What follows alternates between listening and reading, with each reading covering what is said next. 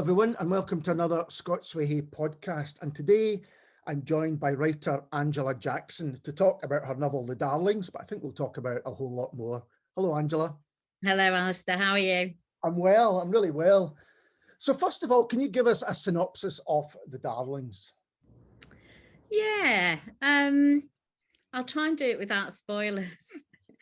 So it's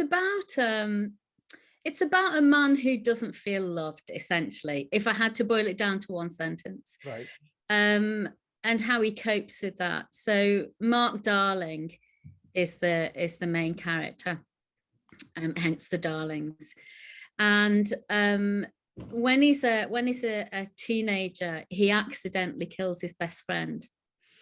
And up until that point, he's been sort of golden boy, you know, this kid who just kind of is in all the sports teams and does well at everything and is really popular.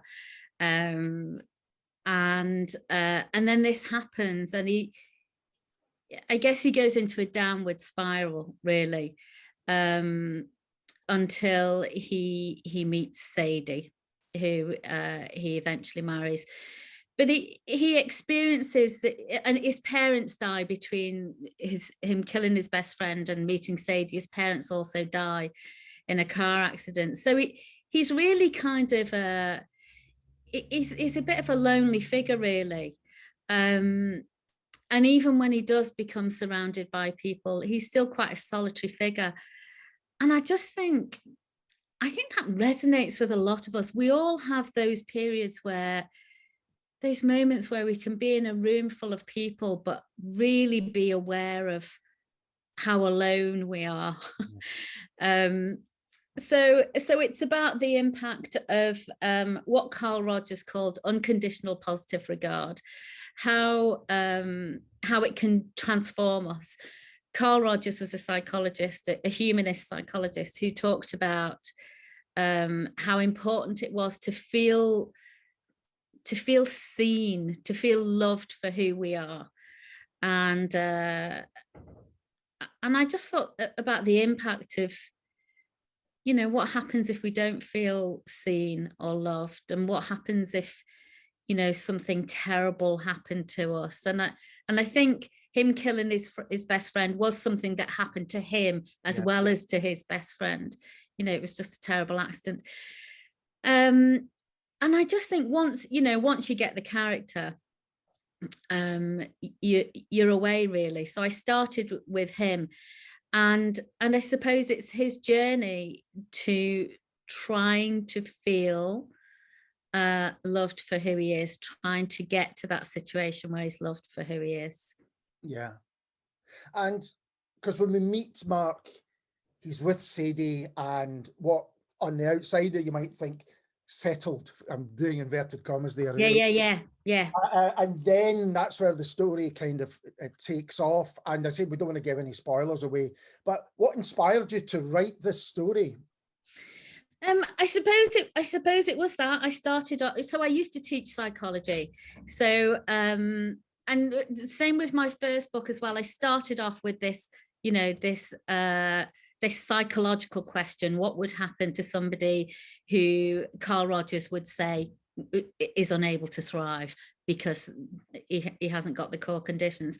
So I started off with that. And I also read an article about somebody who'd accidentally killed somebody in a different way, somebody who'd accidentally run somebody over. And I just thought, imagine living with the knowledge that you've taken somebody off the planet, that you've cut a life short, that you've affected everybody else that affects. So death doesn't just affect the person who dies, of course. So, and I just thought that's a massive thing to live with. So that's sort of where I started, and I'm very interested in relationship dynamics. So I did a lot of research on Esther Perel's work mainly, and she talks about, you know, how important it is to feel seen by your partner and feel valued for who you are. And so I guess that was my starting point. I think once I had that, really, I was sort of away, you know, I kind of, I, the story wrote itself. Yeah. But it's so, I think if you start with character and a concept like that, I think it's easier to run for me rather than to start with plot points. So I tend to start with character and this, psychological question. Yeah. And you said that it's about feeling loved and a kind of stability, and you think again from the outside, and there's other characters who are friends of Mark's and Sadie's and all that, that his hard times are behind him. He's been through that, and here he is now, kind of brought back in. But actually, that's not the case. The novel is about what happens next, and how perhaps that feeling of being loved isn't in the right way. That's not what I mean to say, but there's almost a performance aspect to the relationship, isn't there, between Sadie and Mark? Yeah.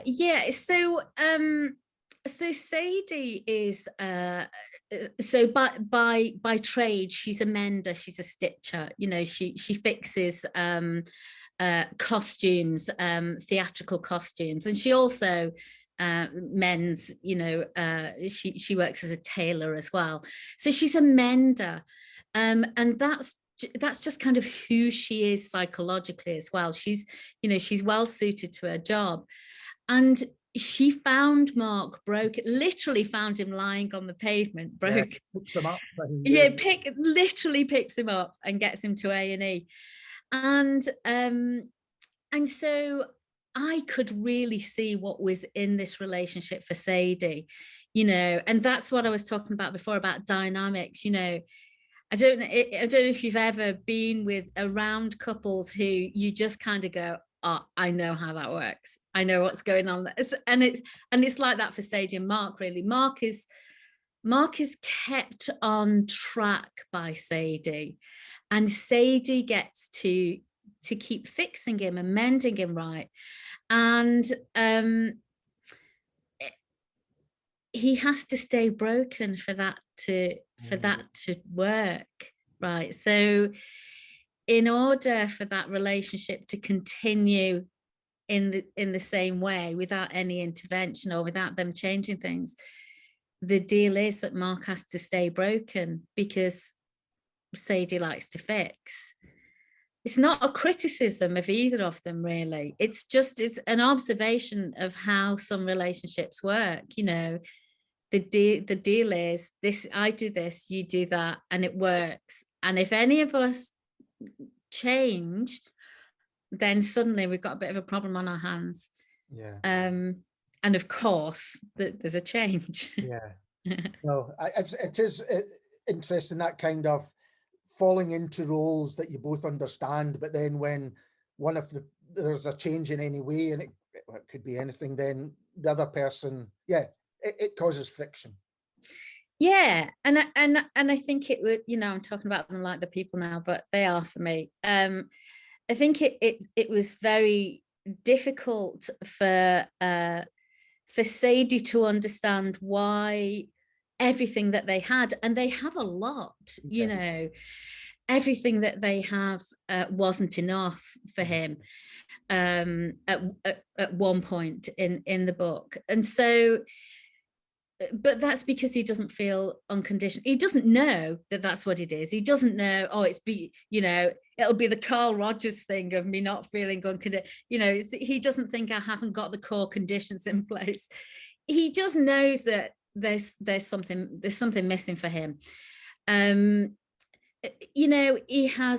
live in this quite substantial, if a little broken, and the house is a bit of a metaphor for their relationship, really, but they live in this house that was left to him. So his grandparents left it to his parents, and he is taking it over, and it needs rewiring and replumbing, and just like their relationship, and so they have this big mortgage-free house. Sadie's pregnant. They've gone through IVF, and they finally achieve this pregnancy that they both wanted. They both wanted a child. And so, you know, they've both got jobs. He's also trying to become a comedian. So sometimes at night he does these comedy gigs, and that what he doesn't realize is that is to feel the love.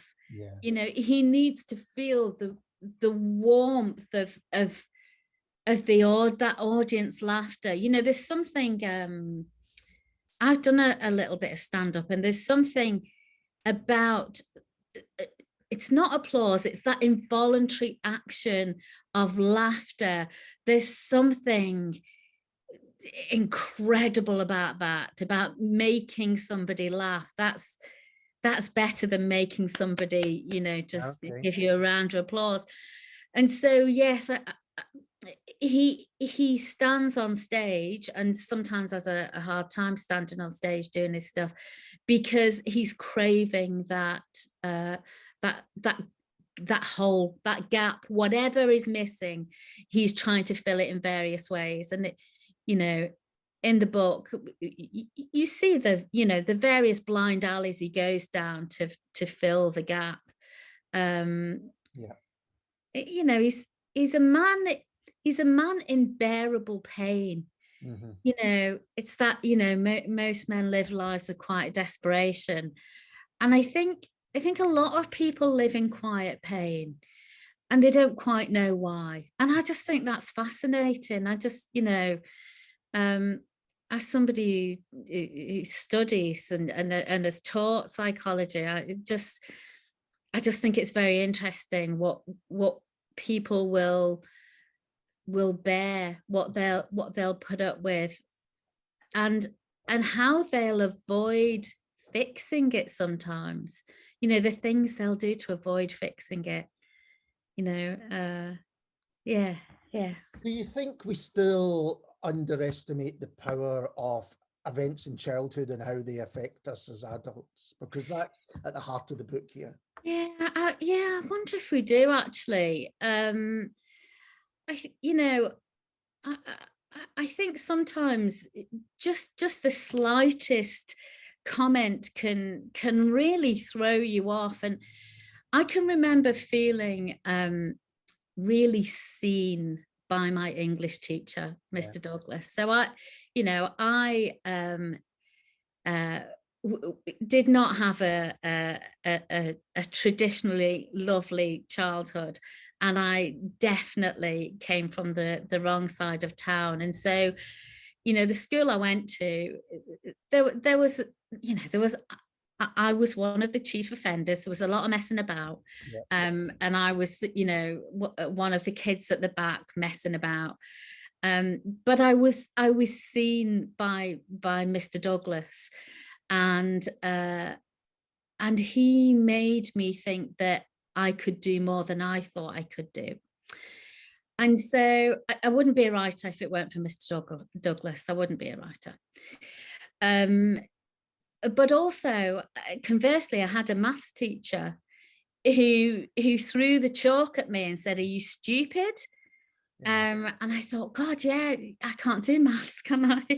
And it was because I changed schools, and the school that I'd gone to, so first year senior, the school that I'd gone to, we hadn't started algebra yet. And so this new school I was at, there were suddenly letters on the board in maths, right? And so I put my hand up and I said, what are all the letters about? And so, yeah, chalk. And then I disengaged from maths, really. So I think those casual, something that happens every day in schools all over the world, I think that can affect you. But I think also, you know, the bigger, more profound things. So my mum died when I was 7, and I think, I mean, I've just spent a year in psychotherapy, and I can't believe that most weeks I talked about my mum, because I thought that was a long time ago, you know. But more or less every week, my mum would kind of come up, you know, so I'd be talking about something that felt unrelated. And I have to say it was Freudian analysis. So it's, you know, it's all going to be about your mother.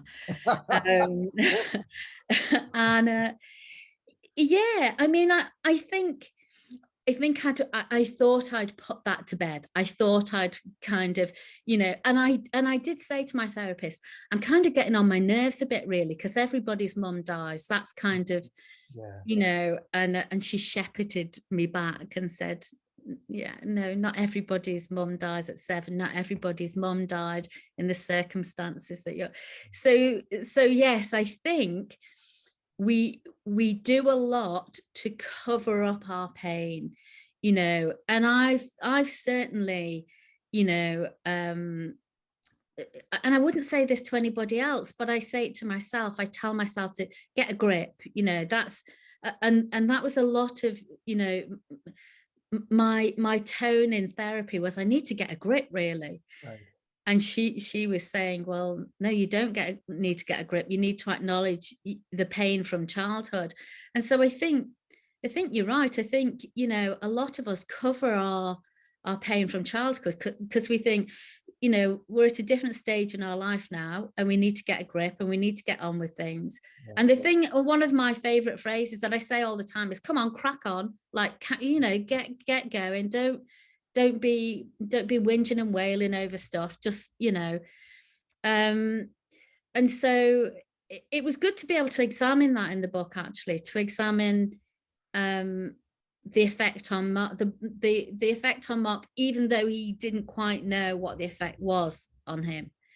And also to look at, I'm fascinated to see how people cope.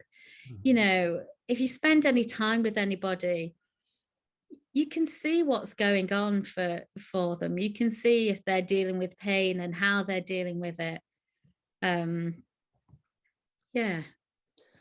So, I mean, you said that you came up with the character of Mark first, and everything kind of came Yeah. from there. And I said to you before, it's not always an easy book to read, in that it can be uncomfortable at times.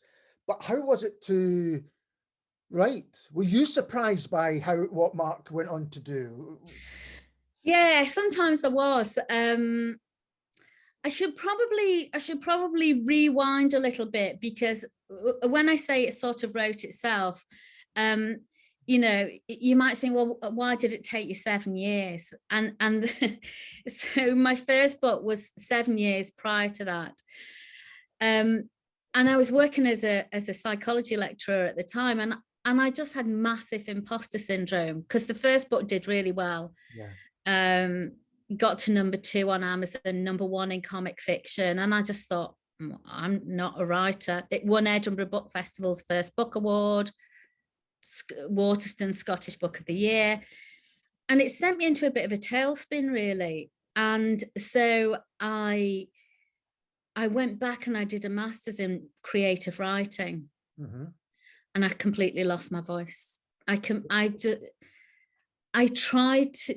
then tried to write how I thought writers wrote, right? And so,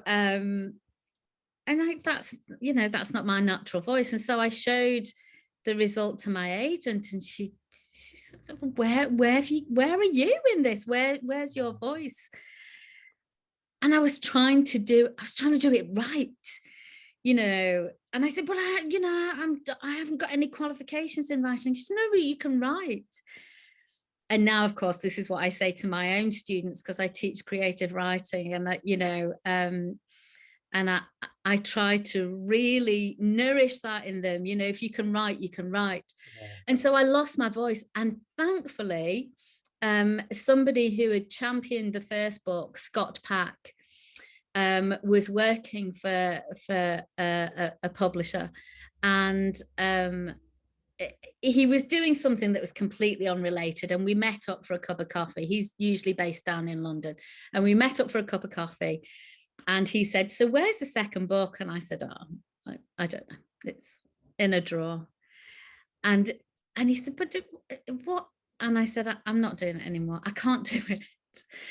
And so he said, let me see it. it took a lot for me to let him see it, because I'd convinced myself that I couldn't write, that I was a bit too lightweight. And so he read it, and he had some notes, which is great. And so I took the notes and did some rewrites and sent it back to him, and he said, yeah, we'd like to publish it. And so, although it didn't take, if you add up all the periods that I sat at the keyboard to work on it, it didn't take me that long to write, because the characters led me through it. But actually, it took me a long time to recover from that imposter syndrome. Mm-hmm. I think we all struggle a bit with that, though, right? Oh, we do, definitely. No doubt about it. But it's interesting that you had this successful book, which would say to anyone, I'm a writer. And then, that's so interesting to hear that, that actually going to a master's course or a creative writing course was absolutely the wrong thing, perhaps, for you to do. It was the wrong thing for me. It was the wrong thing for me. Yeah. In fact, I won the Edinburgh Book Festival First Book Award while I was on the course, and still didn't go into my head. Just, it made me feel worse. In fact, it made me think, I can't do this. No, I was absolutely, I was out of writing. That was me done. I got distinction as well. Yeah. So it took me 7 years. I can't remember what the question was, because I said it was about being surprised by what yeah did. But that's really interesting to hear that. So it was taken over 7 years. When was it? After Scott said, yeah, we're happy to publish this, that you fell in love with it again? Or yeah, it was I did, and I think that's a lovely description of what happened. I fell in love with it again, and I love the characters in it. I love all of them. I love Mark, even though he makes some daft choices, and I often found myself sitting, I usually write between midnight and 3, and I'd find myself at 2 o'clock in the morning typing away, going, he's a daft sod, this fella, really, what is he doing? That's exactly it. When you're reading it, I think it's like sometimes you're going, what are you doing? You're not a bad man, but what are you doing? That's exactly it, mate. You're not a bad man. Come on, but yeah, it was. I mean, he's a great character to write. I loved writing him, but also, Ava, is Sadie's younger sister. Yeah.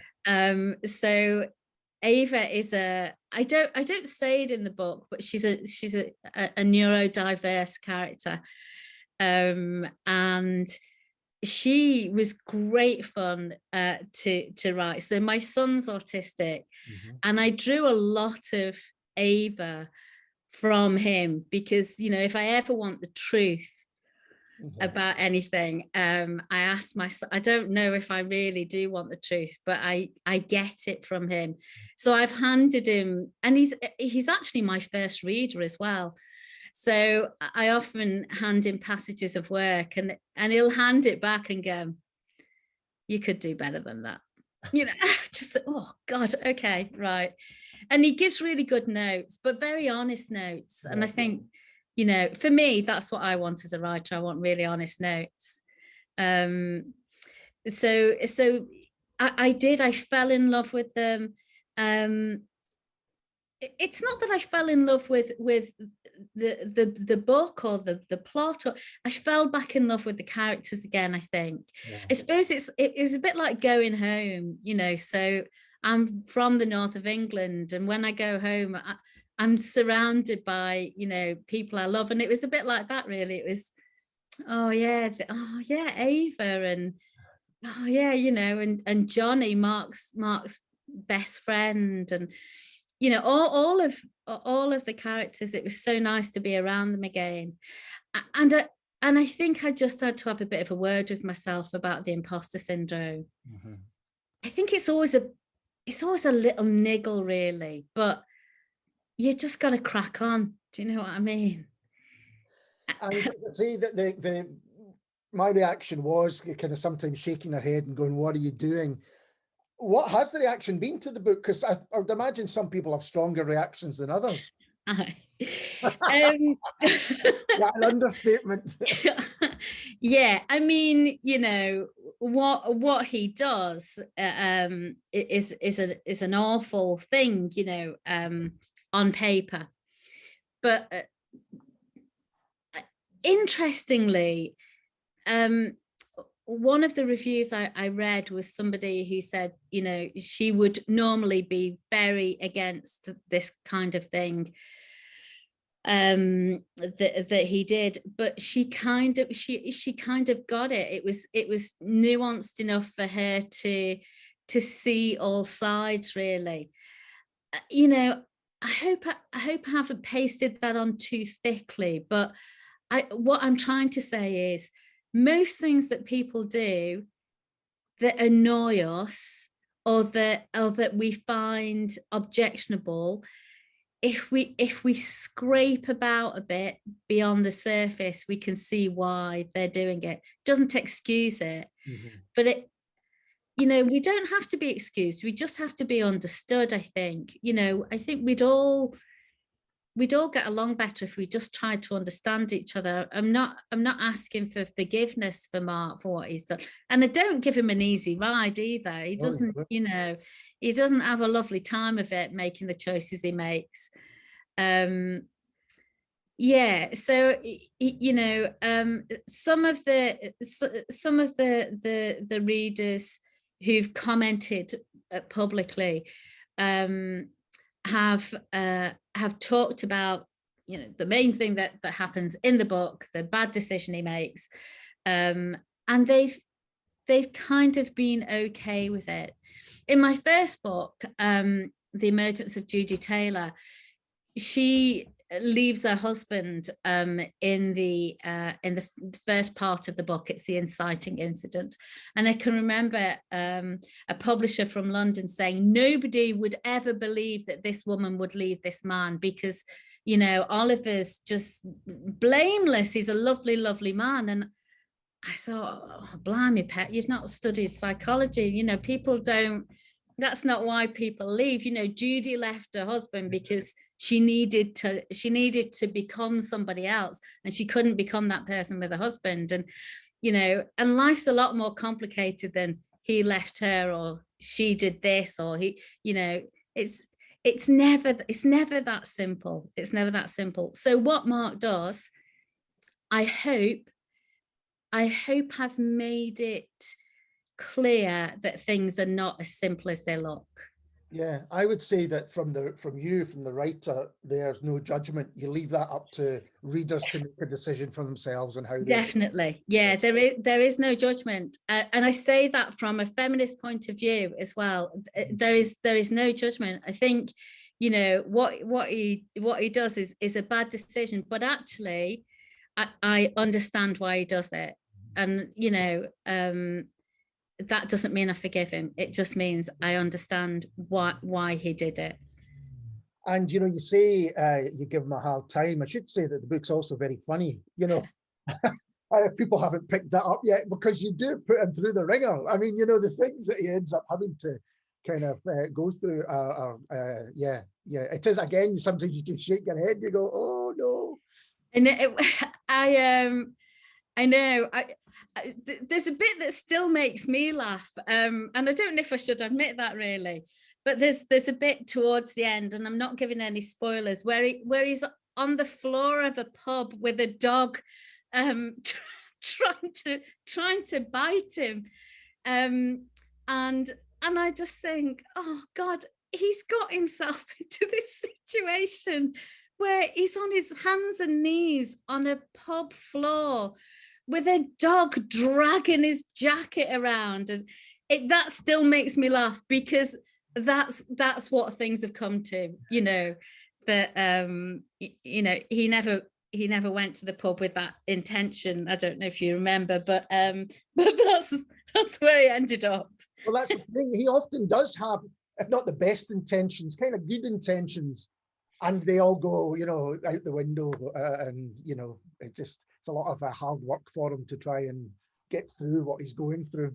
Yeah, and I suppose, you know, I've given him a couple of mates who sort of operate a little bit like the reader, you know. So his mates say to him, hey, what are you thinking?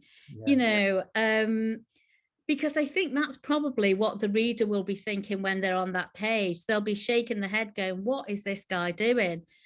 And I didn't want the reader to be frustrated that, you know, that I couldn't see what he was doing, you know, that I just blithely allowed him to go down these dead ends. So I did want to put the voice of reason in, and there are a couple of voices of reason who speak to him very frankly as well. Yeah, no, you know, but he won't be swayed.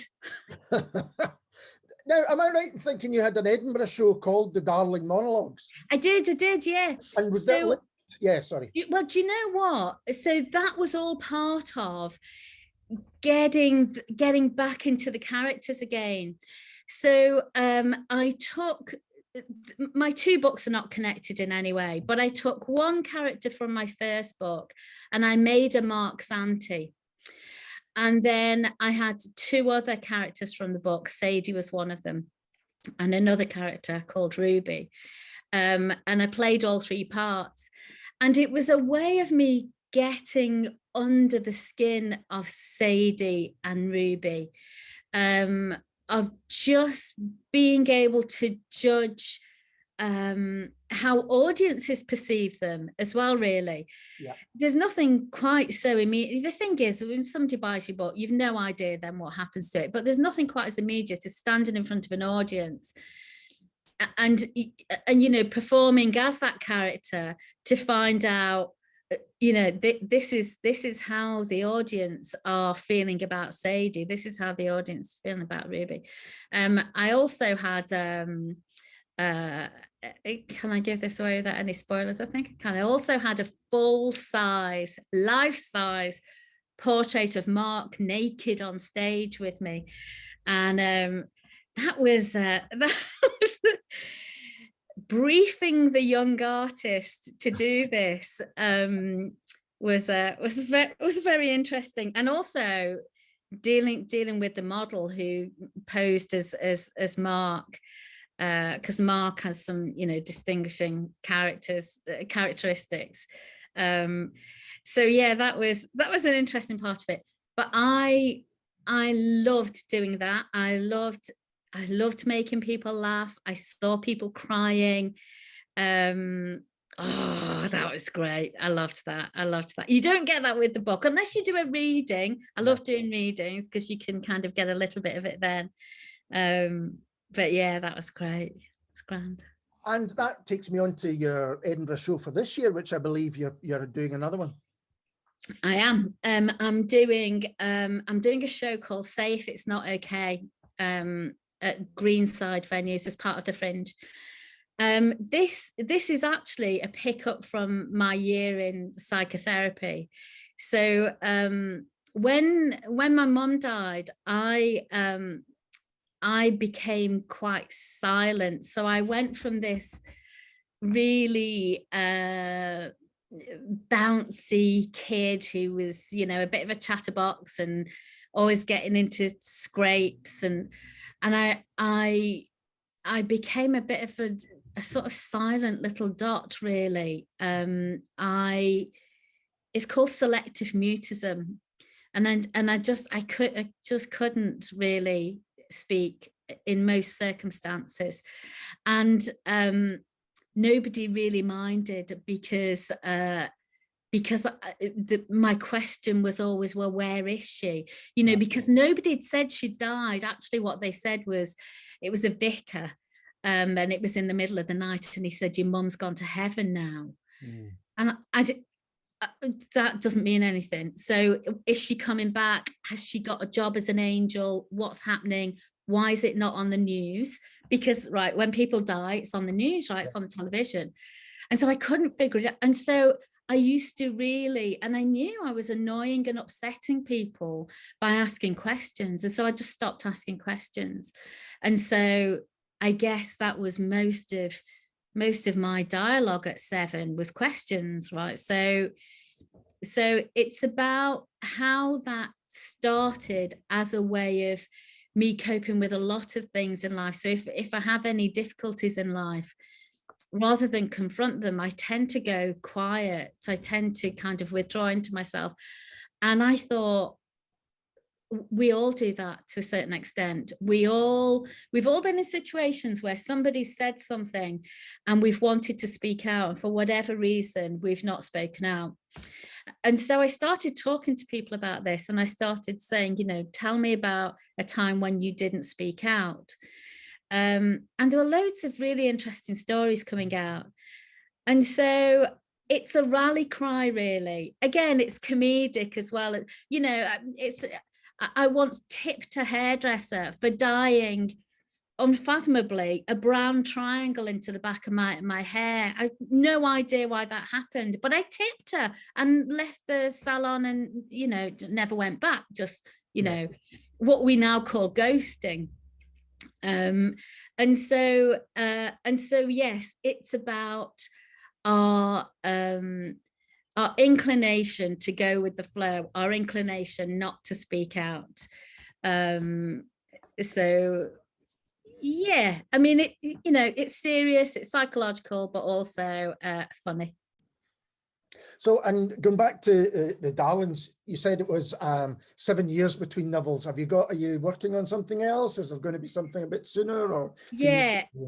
So obviously I'm working on the show at the moment. Mm-hmm. I'd also really like to do a graphic novel, but I can't draw. So I need an artist to work with. But I love that genre. I'm just kind of looking off to my left because I've got some graphic novels here. They used to be written for much younger people. But I've noticed that people like Roz Chast, she's a New York graphic writer. She doesn't mm-hmm. write novels so much, but she produces books. And there's loads of humor in it. I think a lot can be said in a visual. That it might take a writer, or it might take me a chapter to do. So I'm very interested in that. I'm always interested in something new anyway. But I haven't got an idea for another novel, but don't tell my publisher that. Okay, we'll keep that secret. Well, it's interesting to you say about the visual, because I do feel that the Darlings has got the potential to be dramatized. Yeah. Is that something that you even think about when you're writing? Yes. So a couple of listen to this for a job, right? Book scouts. So they go out for film companies, and their job is just reading books and deciding if they'd make a good film. Didn't even know that was a job. Didn't either. So a couple of book scouts have been in touch. And I know that one has certainly sent it to the next stage, so it goes to the film company. I don't know. I did a master's in script writing at Glasgow Caledonian. And I did start writing it as a script, and then I stopped. Other things got in the way, but I'd love that. I'd love to see it on screen. Yeah, I think it would be fantastic. And have you cast your Mark Darling? Do you think ideal casting? Yeah, I cast when I start writing. So I go online and find people who look like the characters that I'm writing about. So I spent a nice afternoon finding Mark and Sadie. It's called procrastination, I suppose, that really.